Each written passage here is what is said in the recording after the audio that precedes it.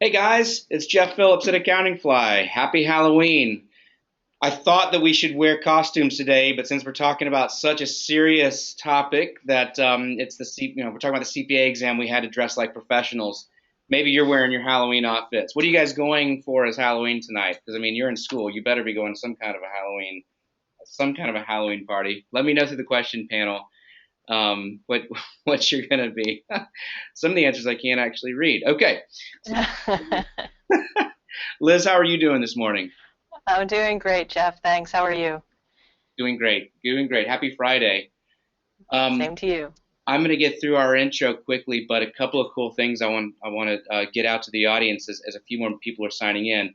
Thank you for joining. Thanks for giving up some time on your Friday. You will not regret this. I promise you that. This is a CPA coaching session with Liz Kolar, the fabulous Liz Kolar of Surgent CPA Review. I'm going to introduce Liz in just a minute, but first a few housekeeping items. The angle we're taking today is a lot along the lines of some of the key changes that are affecting the exam, with strategic tips that you're going to need to know whether you take the exam right now or you take it in the future. There's some real insight in here. This is a small audience. It's just a few people with Liz, so take advantage of this rare opportunity to get some time with a CPA Jedi Master, and I'm not kidding when I say that. 45 minutes of coaching with Liz, and then we're going to be answering questions. We've got Valerie and Sean from Surgent CPA Review. They're on the line as well. They're going to be answering your questions through the question panel, so ask questions. And then Valerie will come in at the end and ask questions that benefit the whole audience for Liz. Plus, they're going to show you a couple of really exciting offers that are available just to you guys on this webinar from Surgent CPA Review. So that's very cool as well. What can I tell you about Surgent? Surgent sponsors the Meet the Firms Week, was a critical part of making Meet the Firms Week a huge success. They gave away a free 2,200 question flashcard app that covers definitions and terms, covering all four exam sections of the CPA exam.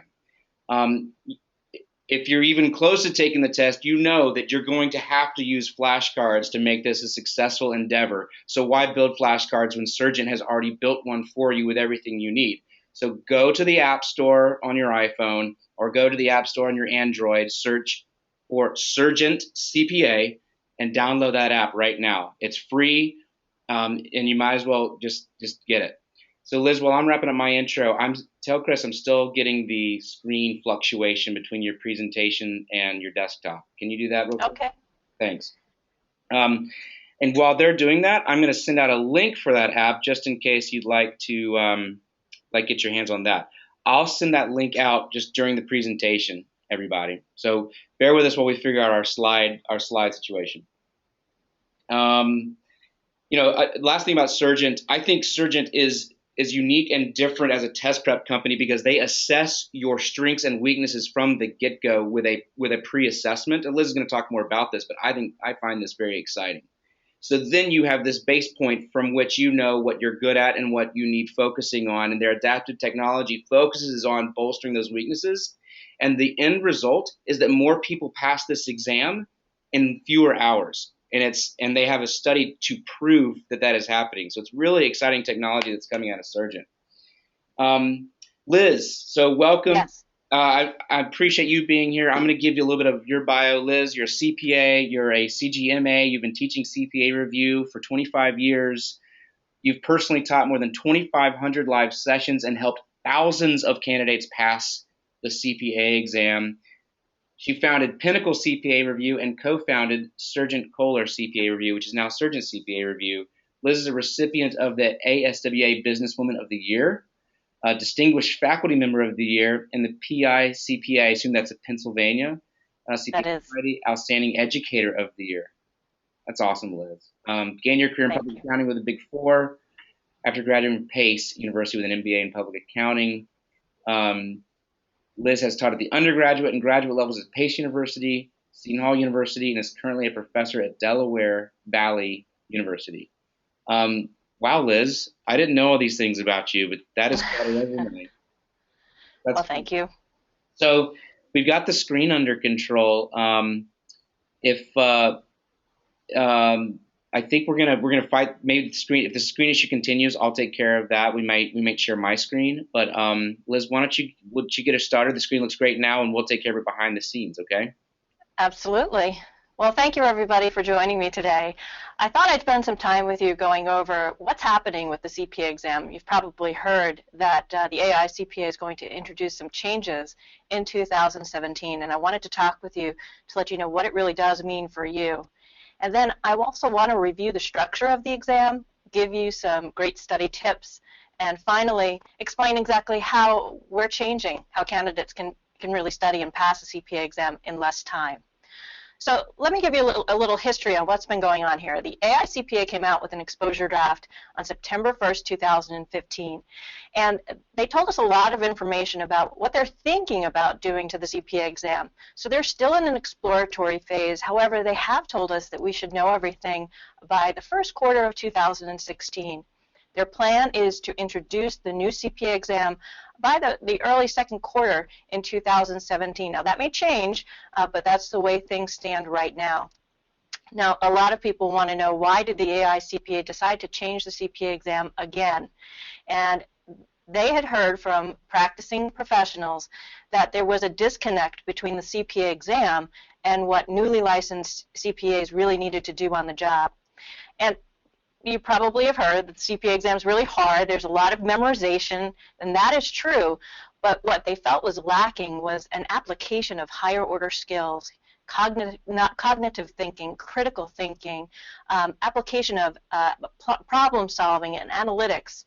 They also felt that candidates needed to focus more on their ethical responsibilities and have a general understanding of business and the business environment. And finally, they needed stronger communication skills. So what the AI CPA did was adopt Bloom's taxonomy. Now you might have heard of that from college. We use that all the time in our college setting. They also identified about 700 tasks, I know that sounds frightening, of what tasks that a newly licensed CPA should have. So when we say newly licensed, we mean the first couple of years of practicing in the field. Based on the nature of those tasks, they decided one of 4 skill levels should be assigned to each of those tasks. Now we have someone here just trying to fix my screen for a second. Yeah, let's take a quick time out, and we'll run over a few minutes because this is so important. I want to make sure we get this right. So your screen is flickering back and forth. It's probably confused between the 2 displays. Right. Sorry everybody, but this is what happens sometimes when you have a webinar. But what we'll fight through. And it's also Halloween, so that may have something to do with it too. Let's see if this works, and if it doesn't, then what I'd like to do is just take the slides on my computer, and I'll show them to the audience, and you'll just tell me when to advance. Okay. All right, so it looks like you stopped sharing your screen. Let's see if that's going to work. Let's do a quick test before we get into it, and then tell Chris to go ahead and email me the slides. I'll have them on my computer as a backup. If this happens again, I'm going to take control of the slides. Okay. On my screen. So, Chris, can you email Jeff the slides? And he said if it happens again, he'll take control. He did already. Okay, cool. So it looks like we got it fixed though. Okay. So I'll pick up where I left off. Let's start over. Sorry for the flashing screen. Back to you, Liz. Love technology. So as I was saying, the AI CPA identified about 700 tasks that a newly licensed CPA should be expected to perform. And based on each one of those tasks, the AI CPA assigned one of 4 skill levels. Now, the current CPA exam only tests really remembering, understanding, and application, but the new CPA exam is adding, as you can see here, analysis and evaluation. And so there's definitely a push towards testing higher order skills. They also created what we call a blueprint. Now, if you're familiar with the content on the CPA exam, we currently use what's called a CSO outline, a content specification outline. It's very long, but doesn't contain a lot of detailed information about the specifics of what you need to know in each area. They came up with this new blueprint, and I actually think it's a really good idea because it tells you exactly what you need to know in every single area and also what skill they're going to be testing for that area. Now, I wouldn't expect any one of you to want to read this blueprint. That's our job. and we've designed the course to align with the new blueprint for the 2017 exam, so we'll be ready when those changes take effect. I also want to share with you today what the format of the CPA exam is and what it will be. There are 4 sections to the CPA exam, and I've listed them here not only in the order of difficulty, but in the order I recommend you actually take the CPA exam sections. Our first section is Financial Accounting and Reporting. It's a 4-hour exam. Students cry the most about this part, and the reason is it contains information from, I don't know, 3 or 4 of your accounting classes. It's all of intermediate 1 and 2, and if you're lucky, you had intermediate 3. It also tests advanced accounting, and it may bring in additional classes like non-for-profit accounting or governmental accounting. It tests the international financial reporting standards, and I think that's why students cry the most, because it's so much information. You probably took maybe a 1 semester cumulative final, but this section of the CPA exam is like a 3 or 4 semester cumulative final. The auditing and attestation section is also pretty tough. There's a lot of theory that you need to know here, and I find most college students only have 1 semester of college level auditing under their belt before they actually sit for the CPA exam. Quite honestly, that's probably not enough, and that's why CPA review courses do exist. But let me tell you a little secret here. There's been a push to kind of overlap content between the sections, and we've seen this already start to happen in the Financial Accounting and Reporting section and the Auditing section. As a CPA, you are required to know GAAP. As an auditor, you're required to know GAAP. So the AI CPA tests GAAP on the Audit section of the CPA exam. And that's why I do recommend you take it after you've prepared for FAR, because you'll know all the GAAP you need to know, and then if anything does show up in the Audit section of the exam, you'll just have completed your studies on FAR and it'll be fresh, and hopefully you'll be able to handle any questions about GAAP that they ask on the Audit section of the exam. My next section here is Regulation. Now this is the Tax and Law section. You probably have an opinion about tax. Usually I find students feel one of 2 ways. They either love it or they hate it. I don't know where you stand, but right now most students tell me that this is a pretty tough part, and it's because of the time. They only give you 3 hours to get through this section, and of course the tax law always changes. So if you took taxation in college more than a couple of years ago, there's a chance that what's currently tested on the exam doesn't match what you previously learned. The last section, Business Environment and Concepts, is the section where they test general business knowledge. So it includes a lot of topics, including information technology, economics, corporate governance, cost and managerial accounting. So a lot of information. They also ask written communication questions on this exam, and I want to give you a little secret about that. There are 3 written communication questions asked on the BEC exam. Most of the exam is multiple choice. But here's the secret. The essay topics that they ask on BEC can come from any one of the 3 other sections and also BEC. So I always recommend that you take BEC last, because if you studied all the other sections and you get a question asked about a financial topic or an audit topic on BEC, you'll be able to answer it. Notice the length of each of the parts. FAR and Audit are 4, Reg and BEC are 3. But going forward in 2017, they're going to add an hour to Regulation and BEC. Now I know that must sound pretty good, but there's a catch. They're going to add more questions to each of those sections as well. So let's talk about the current structure of the CPA exam. FAR and Audit have 90 multiple choice questions spread over 3 multiple choice testlets, and each one of those testlets contains 30 multiple choice questions. There is one final testlet, the 4th testlet, that contains 7 task-based simulations. And notice there are no essays in FAR and Audit. Reg and BEC have fewer multiple choice questions. They're shorter exams currently. They contain 72 questions across all 3 testlets, 24 questions in each. Regulation has 6 task-based simulations, including 1 research question, and no essays. BEC is multiple choice and only written communication or essays. Currently the format, no task-based simulations. Now how is this going to change? 2017, this is going to change quite a bit. Notice the change in the multiple choice questions. We're seeing fewer questions asked in FAR and audit. We're seeing about the same in regulation, fewer questions asked in BEC. But notice the task-based simulation column. That's where we're seeing the most change. The AI CPA has told us they're going to introduce two types of simulations to the exam. They are known as enhanced task-based simulations and document review summaries. So what do we mean by enhanced task-based simulations? They're basically going to be comprehensive problems that span more than one section of the exam, and they're going to test your higher order skills. I know it sounds a little frightening, but I wouldn't worry, and here's why. When you are studying for the CPA exam, if you do study in the section order that we recommend, you will be prepared enough for these additional simulations. Now, not all of the simulations that you see here are going to be enhanced task-based or document review summaries, just a couple. So we're still going to see the same format across a majority of the section of the exam, but maybe 2 or 3 additional enhanced task-based sims. The other good news is you'll see there are no essays in FAR, audit, and reg. They're keeping the written communication portion in BEC. They didn't feel it was necessary to introduce additional essays in the other 3 sections. I think that's good news for you. In terms of weights, the current format of the exam is a 60-40 split. 60% of your points for multiple choice, 40% of your points on task-based simulations.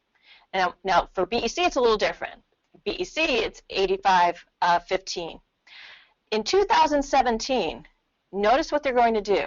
They're going to switch the weights to a 50-50. Now, this is what they've told us thus far. There may be some changes when they finalize and they release in 2016 their final decision on the CPA exam, but this is what we've heard thus far. So multiple choice will be carry less weight, and those task-based simulations will carry more weight.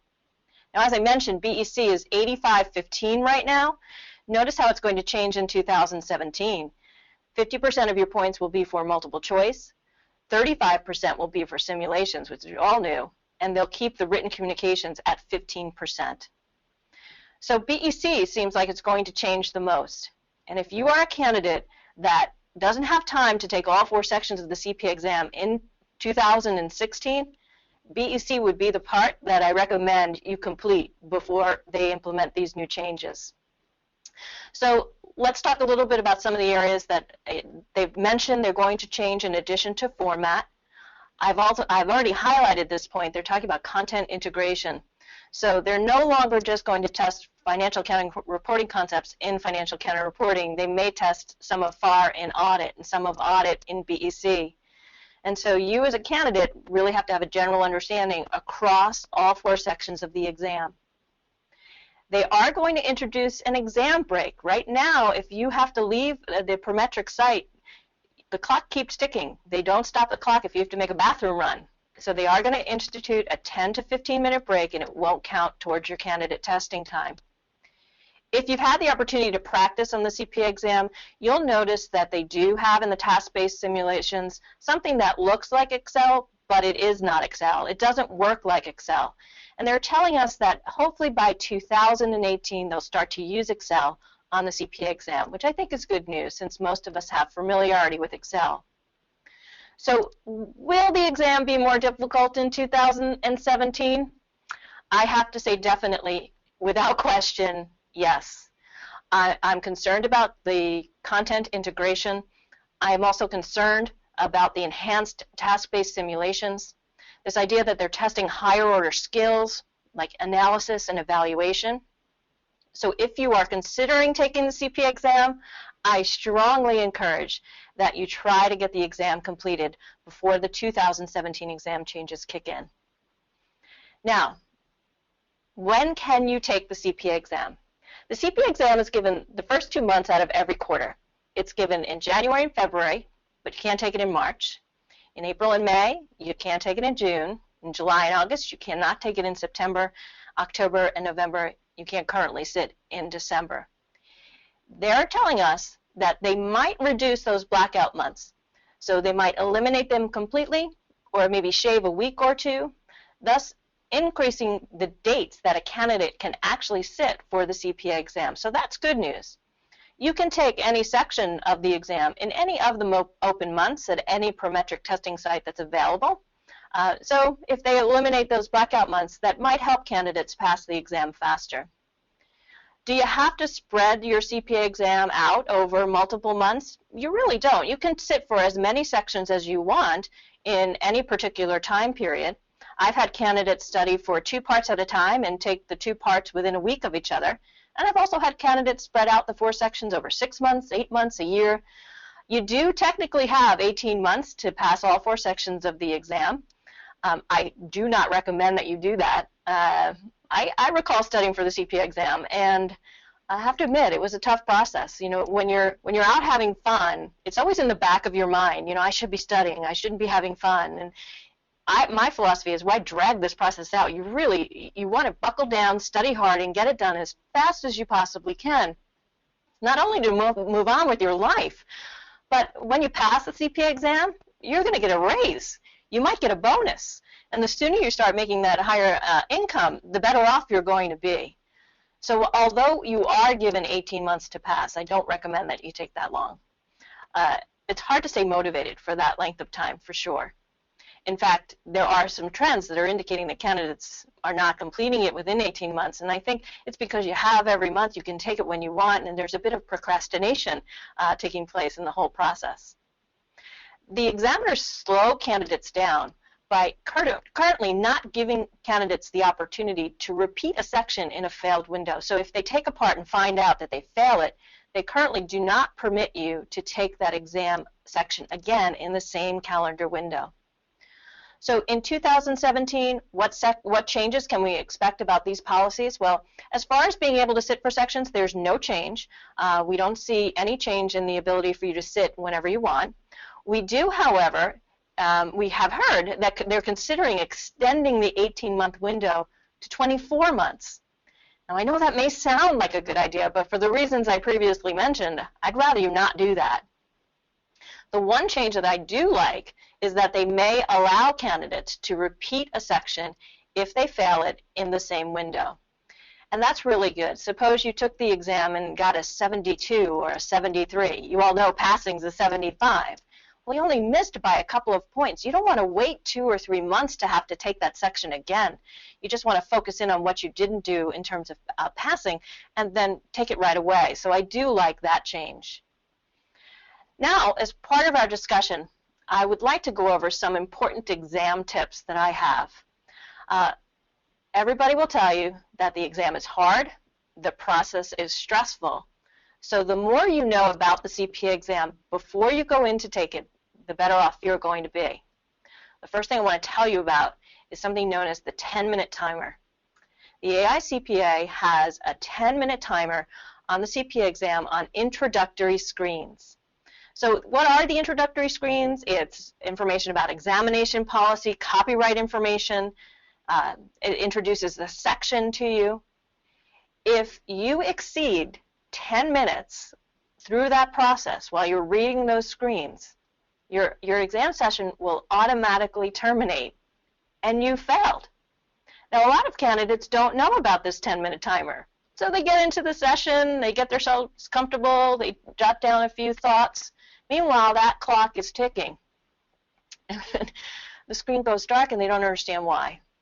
So how do you avoid that happening? Well, the AI CPA has a website, and on that website are tutorials for all 4 sections of the exam and also sample exams.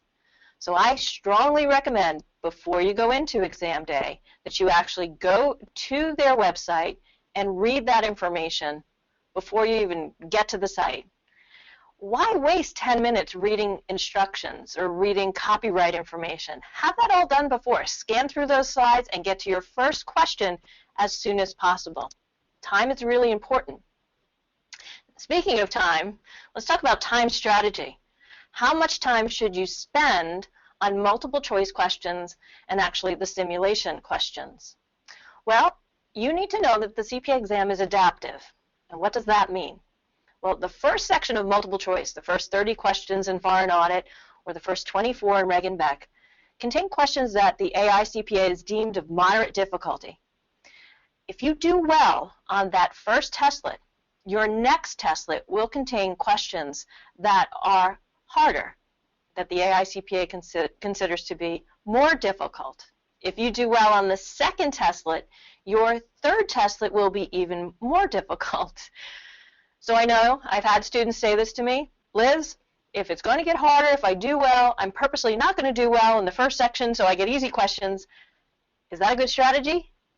No, it's not. You definitely want the harder questions. And if you study the right way, you'll be able to answer easy questions, hard questions. It won't matter.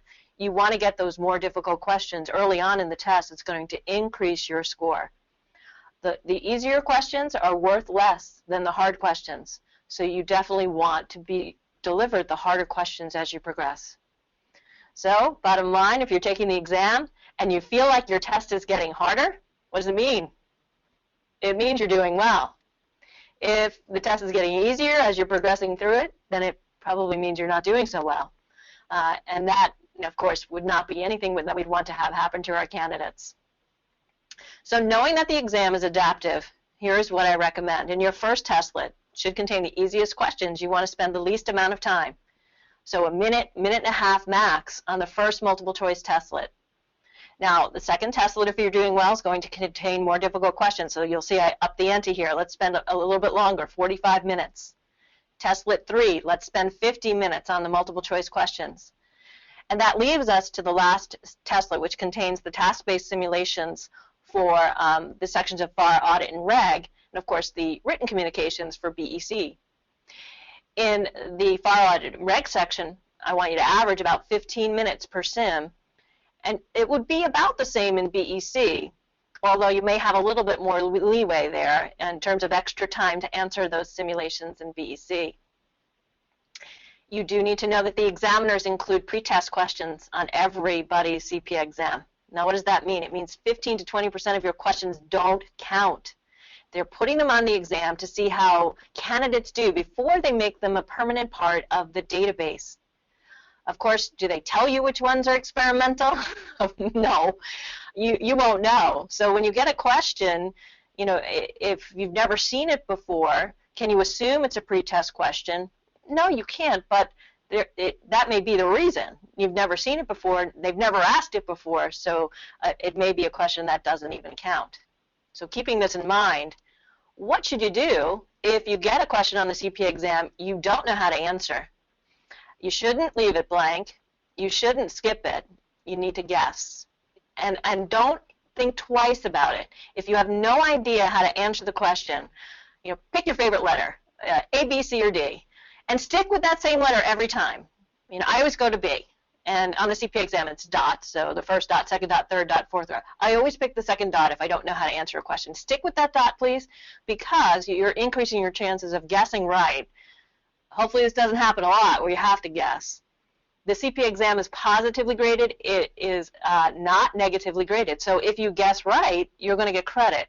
If you're incorrect, you don't lose points. You don't get deductions on your score. And so guessing, 4 choices, you have a 25% chance of guessing right. I say don't dwell because if the questions are part of that 15 to 20% that are experimental and you spend 2, 3, 4 minutes trying to solve it, you're wasting time. And you could use that time towards a question that you could solve. Okay, so if you don't know, guess. So let's review. Never leave a question blank. Don't skip any questions. So you see each individual question.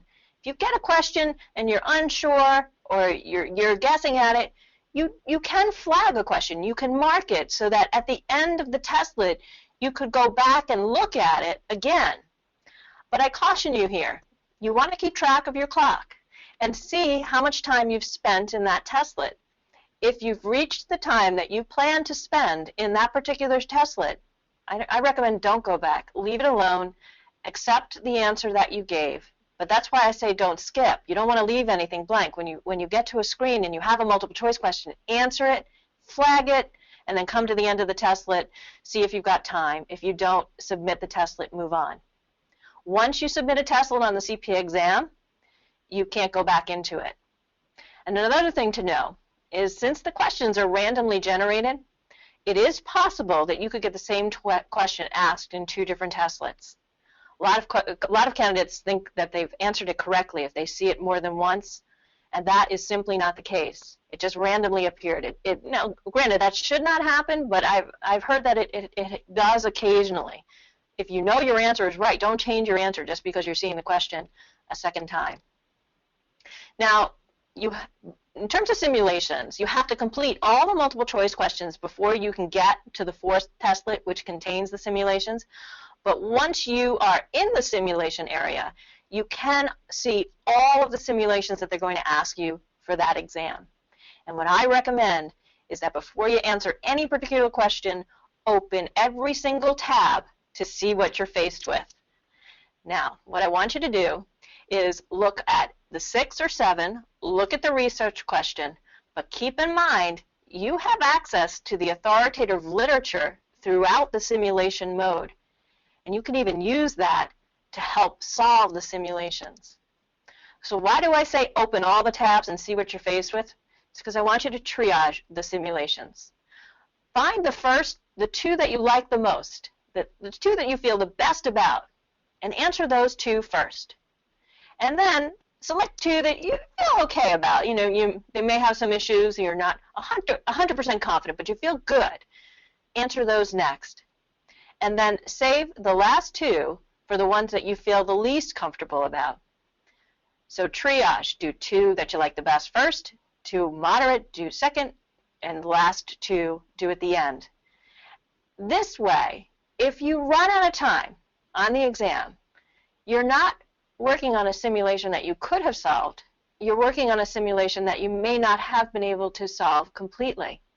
And so you won't lose any valuable points. I recommend doing the research question last. It may take a little time to find the answer. It's not worth a heck of a lot. And so if you get caught in it and you can't find what you're looking for exactly, it doesn't distract you. And I also like that because you then know that you have access to the research, the authoritative literature throughout the simulation mode. And you can actually look up answers to help solve those simulations. So use that tool as much as you need it. So let's talk a little bit now about how Surgent helps candidates pass the CPA exam. I don't know if you've heard about this, but the AI CPA recently announced that there's a decline in pass rates. Since 2007, they've seen a 25% drop-off in the number of candidates completing the CPA exam within 18 months. So why is that happening? Well, I think the simple answer is that it's taking candidates too long to study for the CPA exam. When I took the test, you know, it's a long time ago, but there was a decent amount of information. I had to take the entire exam over 3 consecutive days. So if you talk to people who took the exam years ago, they can't understand why you all can't pass the exam now, because you get to take it one part at a time and you have 18 months. Well, what people don't realize is that they have continued to expand the content that's tested on the CPA exam. They keep putting more and more and more information that you need to know. You know, we didn't have to know international financial reporting standards. We didn't have to know international auditing standards. When I took the CPA exam, there were 87 accounting pronouncements. There are a lot more now. Most review courses today use what I refer to as a linear approach to studying. And quite honestly, that hasn't changed since when I took the CPA exam many, many years ago. So what do I mean by linear? Well, it means you read all the books, watch all the videos, do all the work, and hopefully in a period of, you know, I don't know how many hundreds of hours, you'll have learned everything you need to know to pass. Well, our approach is completely different. We have adapted revolutionary technology. The goal of the technology is to increase your chance of passing while at the same time significantly reduce your study time. This adaptive technology is so revolutionary because we completely change how you approach studying for the exam. Instead of reading chapters and watching videos, we recommend that you start your studies by practicing AI CPA questions. It's more about studying what you don't know than what you do know. So by starting out with questions, we can figure out, using our technology, exactly what you've mastered, and more importantly, what you do not know. And the software will zero in on your weak areas. It'll adapt to your performance every time you come into a study session, and we will tell you exactly where you need to focus your studies instead of you trying to figure that out yourself. So again, we start with the AI CPA questions. You'll go in, you'll do practice sessions of however many you have time for. You could do as little as 5 and as many as 60. And then based on your results, we will tell you exactly what you need to study, what portion of the book you may want to read, what video lecture you should focus on, what multiple choice questions you should practice, what simulations you should do to master your weak areas. I think this is fundamental to being able to pass the CPA exam. When candidates talk to me, they like to work on the things that they know, and quite honestly, they don't know what they don't know. We're going to figure that out for you. So the bottom line, you are watching fewer videos. I actually don't even recommend that you read the textbook. In our software, when you do a question and you submit it for a grading, right away we tell you what the answer is, if you got it right or wrong, why the answer is correct, but we also link you directly to reference material that will focus in just that one area you need to study. Another important feature about our program is you'll be able to know at any point in time when you're exactly ready to take the CPA exam. How do we do that? Well, we give you all the data about each session result. We'll tell you what your trending score is. And if you are passing in our software, you will pass the CPA exam. But if you are achieving only a 60% score, you're not ready to take the CPA exam, and don't throw your time and money away.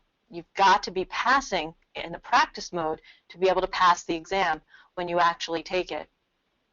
Now, we've been testing our program for a couple of years now, and I'm very pleased to tell you that we know this works. If you study and pass within our program, you have an 89.7% chance of actually passing the CPA exam. And the higher your passing score is in our program, the greater the chances that you're going to pass. We've had candidates scoring about 80% or higher, and all of them are passing the CPA exam. Most other review programs with the linear approach that you have, candidates end up studying a minimum of 200 hours per section, even longer. And that's probably one of the reasons we see this drop-off rate on the exam. Our candidates are studying on average less than 92 hours per section. So I said before I started this that we're significantly increasing your chance of passing in significantly less time. The results prove it. You have a better chance of passing with this program than any other CPA review course in the nation. We're so confident that this will work, we guarantee it. We will stay with you until you pass. If you don't pass within a year, we will refund your tuition. So what does the program include? Well, as I mentioned, the key to it is our adaptive technology. And as part of all that technology, we have very specific video lectures that are short, 10, 15, 20 minutes in length. I know some of the CPA review providers offer 3-hour videos, 4-hour videos. I know I can't stay focused that long. In fact, studies have indicated that students learn best if you get everything completed within 22 minutes. I know you're probably nodding, saying, yes, that's me, I'm there. You don't have that much time. And so our videos are very specific. I have quite a few of them, over 350 videos. But again, you don't have to watch them all. You just need to watch the ones where you don't know what you're doing. All our lectures are taught by top-rated experts in the industry. We have advanced video technology, so it's all mobile capable. Our students get to focus in on the software. We have over 6,500 multiple choice questions from their AI CPA released database. We have over 260 sims, 1,700 textbook pages, which of course I don't want you to read, And we're already planning for the 2017 exam. Those enhanced task-based simulations that I mentioned at the top of this, we're already putting them into our database. I feel, the sooner you get exposed to those tougher questions, the better off you're going to be. And it'll only help your performance on the current exam if you're able to answer those enhanced task-based simulations. So I still, to this day, remember the day I passed the CPA exam. I got my scores, and I did exactly what this young lady is doing. I jumped up and down. I think I screamed. It was probably one of the best days of my life. And I am certain that all of you can have that experience too. So Valerie, I'm going to hand it off to you now. And you can ask me any questions that candidates have asked. All right, Liz, thank you so much. So I think one of the things that candidates may want to know, and you kind of alluded to it earlier in the presentation, is do we have a recommended order to take the exam, especially knowing going forward that the content's going to be integrated sometimes across exam sections? Absolutely. I've always recommended that candidates take the financial accounting reporting section first, and the AI CPA has even shared with us that for the 2017 exam, they may recommend that as well. And as I mentioned before, that's because the financial section is the foundation. It's the foundation part. It has everything you need to know to be able to be an accountant. So study and pass that section first.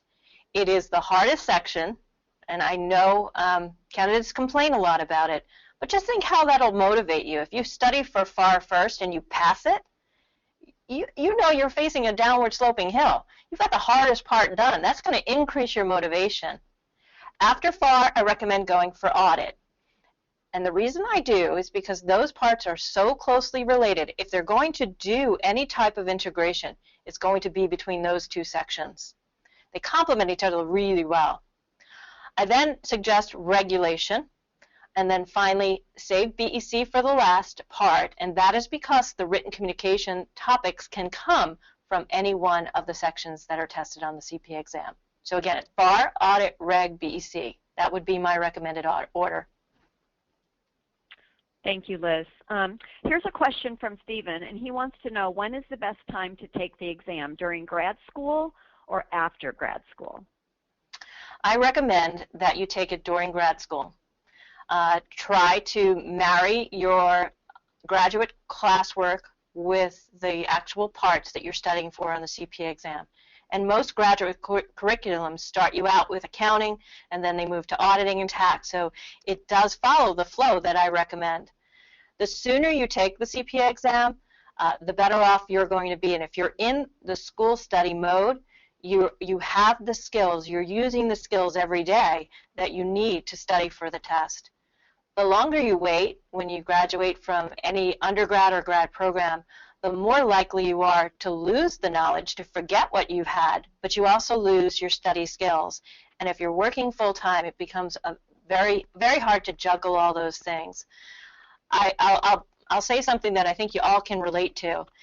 When you study for a test at college, whether it's undergrad or grad, when you study for the test, you take the test, you walk out the door, how quickly do you forget what you studied?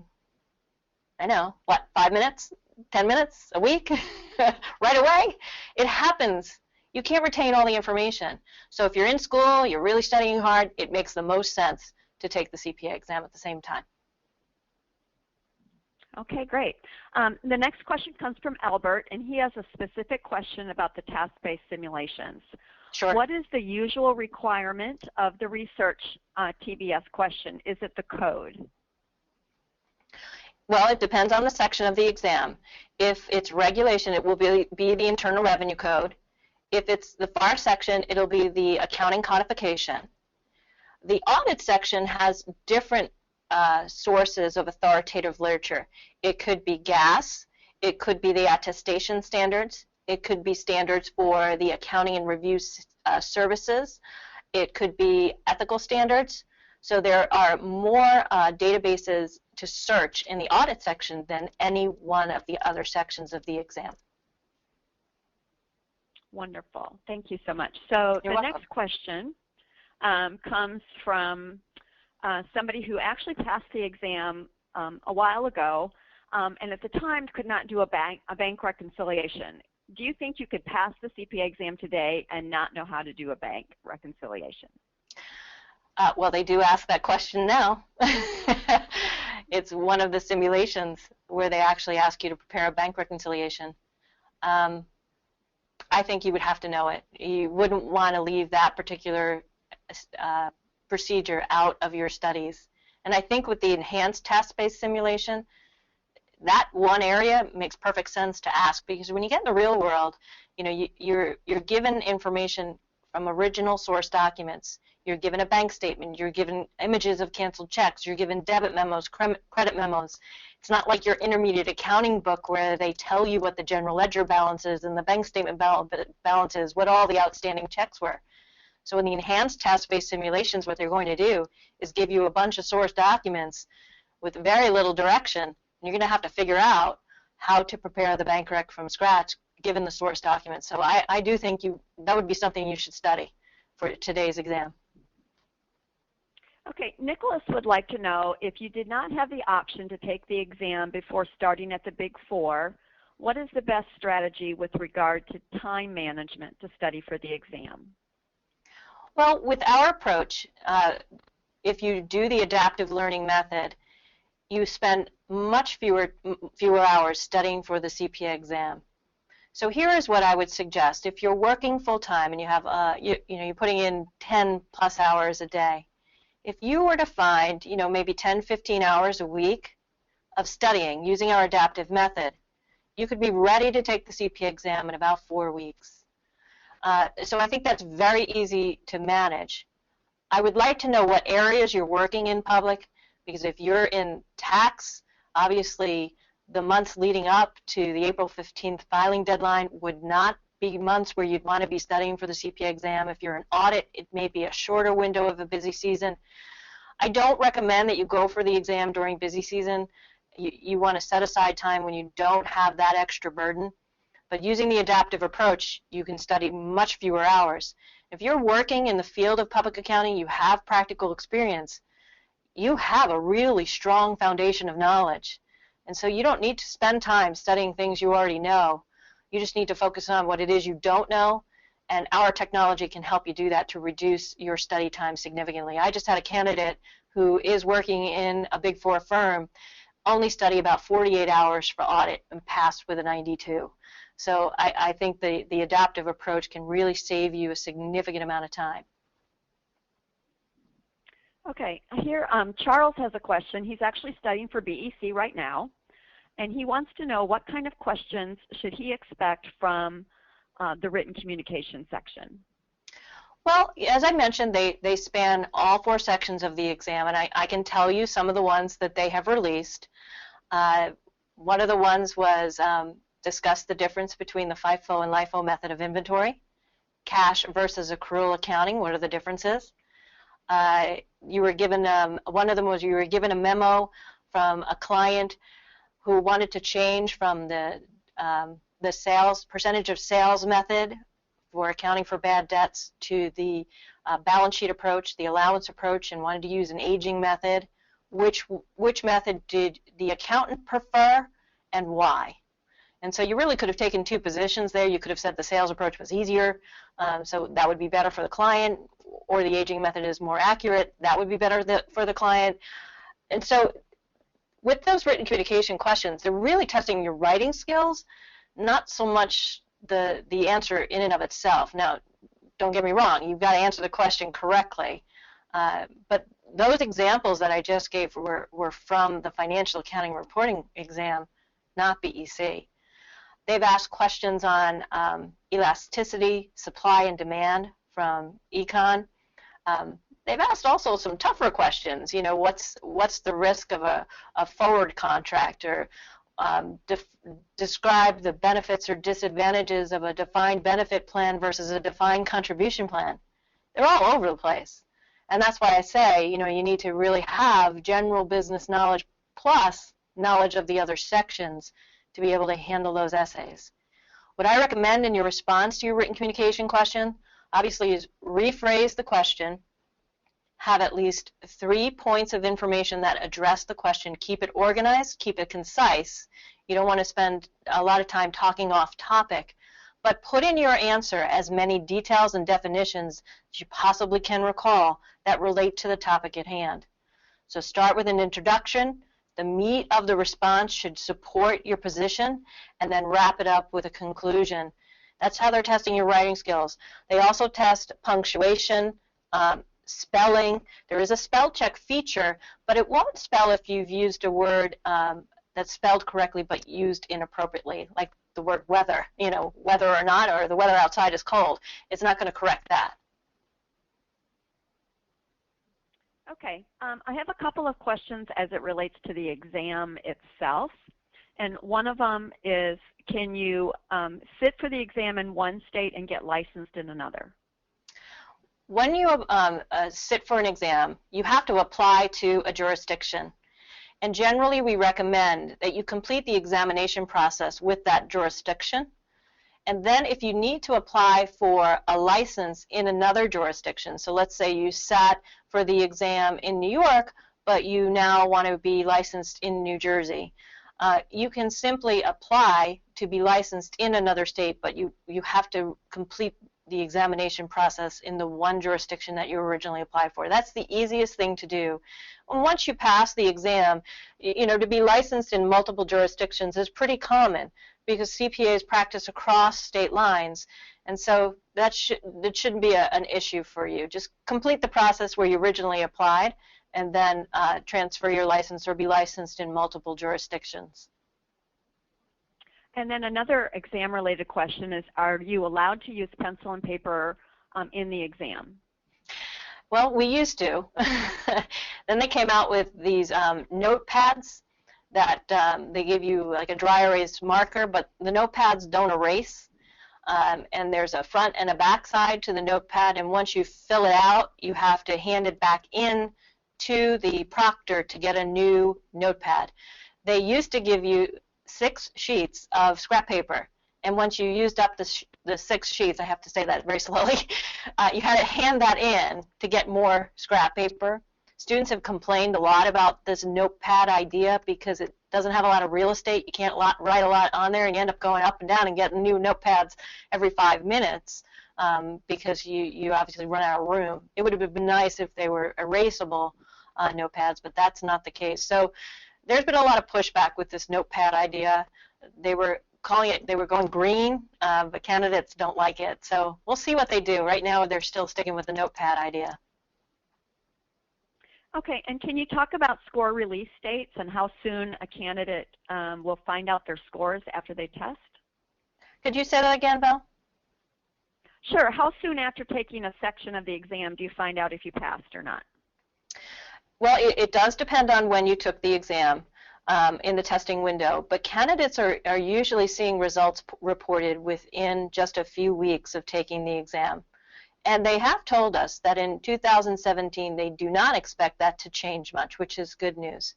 So if you took the test in the early part of the testing window, you would find out pretty quickly within the testing window whether you passed or failed. Okay. Just kind of going back to content a little bit, if a person who is working in internal audit and feels like they're not using their skills day to day, does that change their strategy for testing for the exam? No, I don't think so. If you majored in accounting, and even if you didn't major in accounting, you had to take enough accounting classes to be able to sit for the CPA exam. You do have a strong foundation of knowledge. And remember, the CPA exam tests skills of a newly licensed CPA. So that's only someone who's been in the profession a couple of years. So I would tell you that it really doesn't necessarily matter what you're doing day by day. The skills that they test are fundamental, and you should be able to handle them no matter what it is you're doing at work every day. Okay, that's about all the questions. There's some more general questions about the exam, but we've already addressed them individually.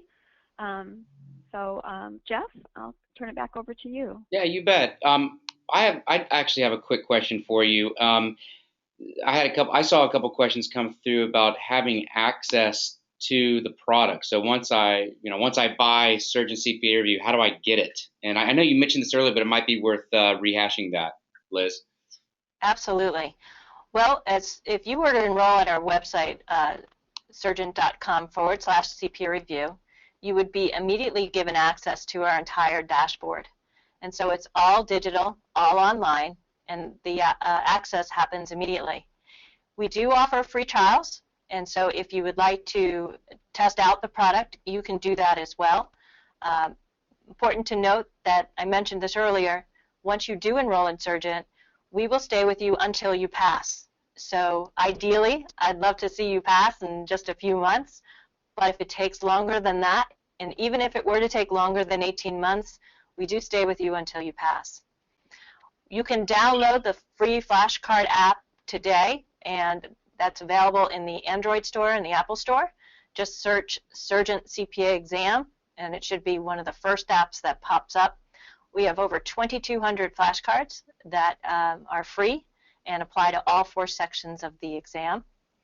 We also want to thank you for joining us today, and we're giving you a special Halloween promotion. The code is TREAT500, and you can save $500 on your enrollment by entering that promotional code. It's available until November 23rd, and this will give you unlimited access to all 4 sections of the exam. All you need is an internet browser, and you can access everything: our dashboard, our videos, our textbooks, our 6,500 questions, and 260 simulations until you pass. Hey, Liz. By the way, that's a pretty cool offer. That's a very generous offer, I would say, given the content. I have a few follow-up questions about the product because I'm learning a lot right now. But what can you tell me about just passage rates for people who take Surgent CPA Review? Well, we just concluded a 2-year study, and the results are impressive. The students that complete our program are passing at a rate of 89.7%. Students that are trending over 80% passing score within our program, so passing is normally a 75, and those candidates are passing at 89.7, but our candidates that achieve a higher score are passing at nearly 100% rate. And they're passing in less time. The average time spent on our platform is about 92 hours, whereas other review courses are encouraging candidates to spend 200 plus hours. We're seeing candidates finish in far less time. The national pass rate for the CPA exam is less than 50%. So we're seeing results that are quite impressive compared to what's happening nationally. Can you go back to the study time, Liz? You briefly just touched on this. Can you elaborate? What are you seeing on a reduction of, what is the study time that you were seeing for students who pass? Well, we tested it. We found an average of 92 hours, but we have had students that have passed in far less than that. I mentioned one candidate that finished the audit section in 48 hours, a candidate that passed the FAR section in studying 70 hours, average 92 overall across our students. But the reason we're achieving those low numbers is because we are encouraging you to follow our adaptive approach. And with that approach, you don't study everything. You don't muddle through hundreds of pages of chapters of text and hundreds of hours of videos. We figure out what you know, more importantly, what you don't know, and all we do is ask you to dive right in and start practicing CPA exam questions. And our adaptive algorithms will figure out exactly what you don't know each time you come in and do a practice session. And we create a customized study map for you. We also have a study calendar, which is adaptive as well. So when you first log in, you can indicate when you want to take the CPA exam and what days of the week you want to study. And we will tell you exactly how many hours you need to study to pass. But every time you log in and do some more studying, that study planner is going to change. Hopefully, it will continue to decline because you are mastering more and more topics over a very short period of time. So overall, I think candidates can pass the CPA exam each section in less than 4 weeks using our approach. That's fascinating, by the way. We don't hear that a whole lot out in the market. I'm sure the students on the call are fascinated by that too. And yet you're still less expensive than products on the market like Becker. I think Becker is probably north of $3,000. You guys are offering a product by November 23rd that's $1,095 with $500 Right. off. And then does that include the guarantee that you mentioned earlier in the call? Absolutely. When you enroll in Surgent, you get everything. You get access to the entire platform, access to the full reference volumes that are embedded in our content. So you have 4 books. I can't emphasize enough, I don't want you to read those books. If you're having trouble sleeping, you can go cover to cover. It would help a lot, but it isn't necessary. We have over 350 videos that are very content specific, that range between 10 and 20 minutes. I'll give you an example. I taught the inventory series, and I have 9 lectures on inventory, spanning a discussion on FIFO, LIFO, weighted average, moving average, dollar value LIFO, retail inventory. But you don't need to study all of that. We'll figure out what of inventory it is you don't know, and you'll just need to focus in on that area. That's how we reduce the study time across all 4 sections of the exam. So yes, you get access to everything. You get the free flashcard app. You get access to our customer service team. When students have questions, they can contact us directly. We respond either immediately or, worst case scenario, within 24 hours. We even have, and that's 24 hours, 7 days a week.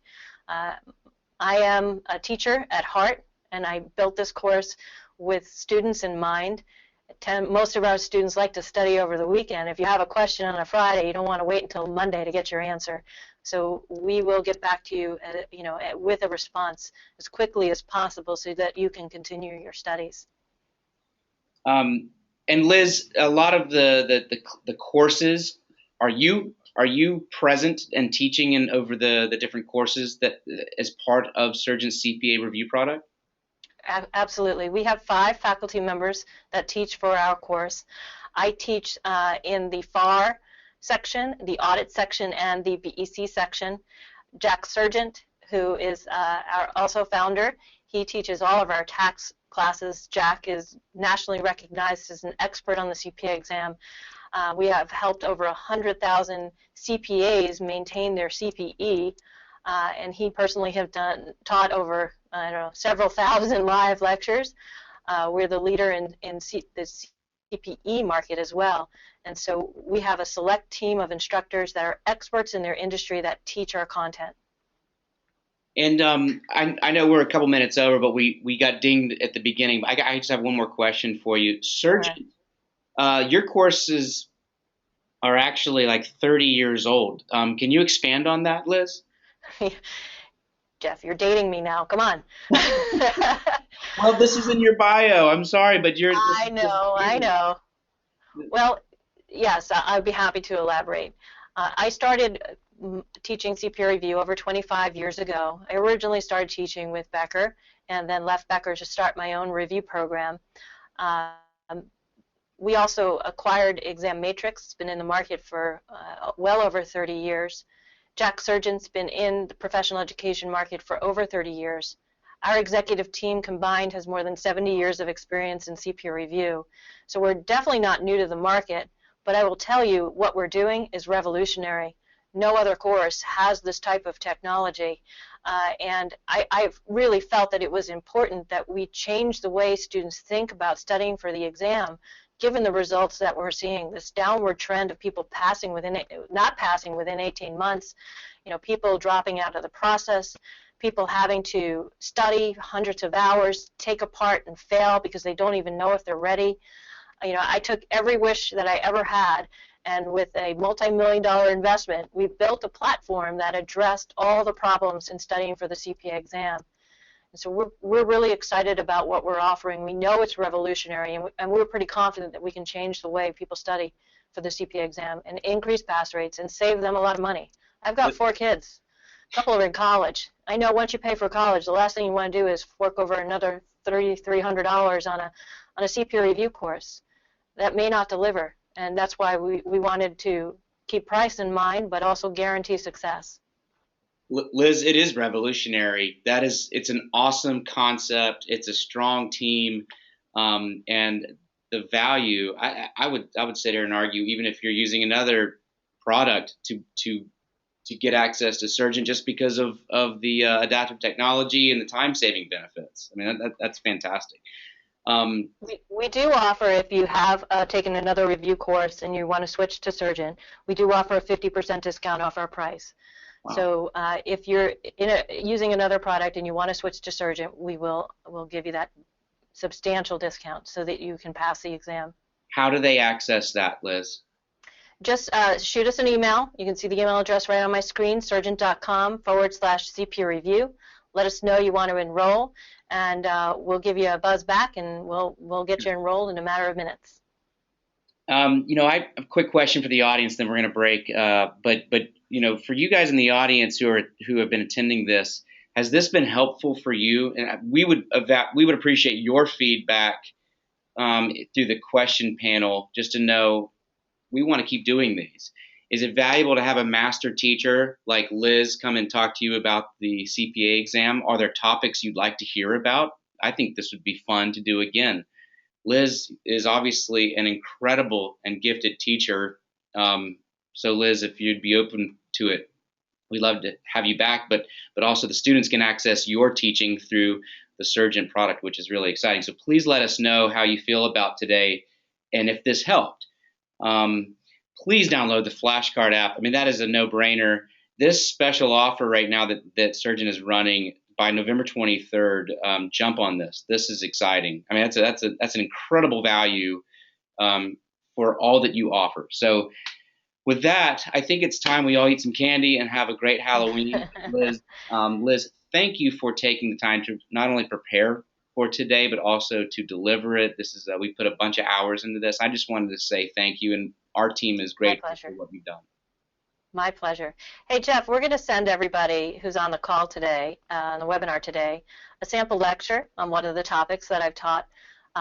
It deals with the audit area, and it tackles the purchases, payables, cash disbursement cycle. So you'll get access to that lecture, and it'll give you a good taste of how we approach really tough topics. And hopefully, if you're struggling with that area, I'll help you out.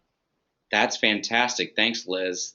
Everybody's going to love that. So that'll come over email. I'm going to leave the webinar live for a few minutes because there's a few links. Liz, we may want to leave this slide up just to make sure people access it as people are exiting the webinar. Sure. But why don't we go ahead and we'll kill our screen share. Sean, Valerie, and Liz, y'all can mute your mics. I'll mute mine. I just want to say thanks to our audience who made it out this morning.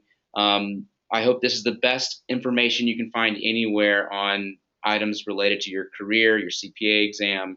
That's our goal. If it's not, let us know. We'll keep pushing. Thanks to Surgent CPA Review and the team over there. We'll break for now, and I'll leave the webinar alive for a few more minutes while we exit. Thanks, All right. Liz. Thank you, everybody. Bye. Bye-bye. All right, Liz, you can go ahead and mute and turn off your webcam, okay? Thank you. Sure.